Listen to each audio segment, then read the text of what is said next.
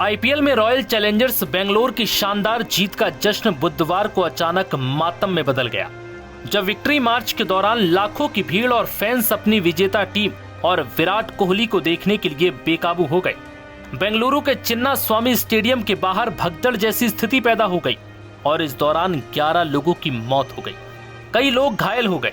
भगदड़ के बाद की तस्वीरें देखकर हर किसी के रोंगटे खड़े हो गए। हर तरफ चीख पुकार मची थी। सड़कों पर न जाने कितने लोगों की चप्पलें और जूते पड़े हुए थे। वहीं भीड़ में घायलों को अस्पताल ले जाने के लिए पुलिस की टीम समेत कई लोग एक दूसरे की मदद में जुटे थे। ये हालात इतने भयावह थे कि इनकी तस्वीरें देखकर रोंगटे खड़े हो जाएं। इस बीच एक चश्मदीद ने इस मंजर के बारे में बताया। ये मंजर इतना खौफनाक था कि सुनकर आप भी हैरान रह जाएंगे। I saw that 3 girls have been fall down there only. Nobody had been rescued there because girls are very afraid to get out because they are eager to see Virat Kohli. उसने बताया कि बहुत सी लड़कियों ने gate पर धक्का देकर M चिन्ना स्वामी stadium में घुसने की कोशिश की। इस दौरान मैंने 3 लड़कियों को गिरते हुए देखा, लेकिन किसी ने उन्हें नहीं बचाया। न्यूज एजेंसी ANI से बातचीत में महेश नाम के व्यक्ति ने बताया कि विराट कोहली और RCB की टीम को देखने के लिए बहुत से लोग आए थे। बहुत सी लड़कियों ने गेट को धक्का देकर चिन्ना स्वामी स्टेडियम में घुसने की कोशिश की। इस दौरान मैंने 3 लड़कियों को गिरते हुए देखा, जो भीड़ की चपेट में आ गई और भीड़ इतनी बेकाबू थी कि इस दौरान लड़कियां नजर नहीं आई और किसी ने लड़कियों को बचाने की कोशिश नहीं की। बड़ी भीड़ के कारण पुलिस भी असहाय नजर आ रही थी।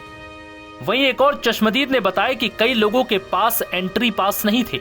वो बेसब्री से स्टेडियम में जाने का इंतजार कर रहे थे। उन्होंने कहा कि ये सब गेट नंबर 1 के पास हो रहा था, जिसे आंशिक रूप से खोला गया और फिर क्या, हर कोई स्टेडियम में घुसने लगा। उसमें कुछ ऐसे लोग भी थे जिनके पास नहीं था। उन्होंने भी अंदर जाने की कोशिश की और इस दौरान अफरा तफरी में लोग जमीन पर गिर पड़े। भीड़ को कंट्रोल करने या मदद करने वाला कोई नहीं था। एक अन्य चश्मदीद ने बताया कि सीटें और सब कुछ भरा हुआ था। यही कारण है कि हमें अंदर नहीं जाने दिया जा रहा। हम वापस जाना चाहते हैं, लेकिन हमें वापस जाने की भी अनुमति नहीं मिली। गेट पर लोगों की भीड़ है, इसलिए अगर वो गेट खोलते हैं तो लोग अंदर आ जाएंगे और इस दौरान कई लोग घायल भी हो सकते हैं, जिसके कारण कई लोग स्टेडियम में एंटर तो कर चुके थे, लेकिन उसके बावजूद उन्हें बैठने की सीट तक नसीब नहीं हुई और ना ही फिर वो अंदर जा सके और ना ही बाहर लौट सके।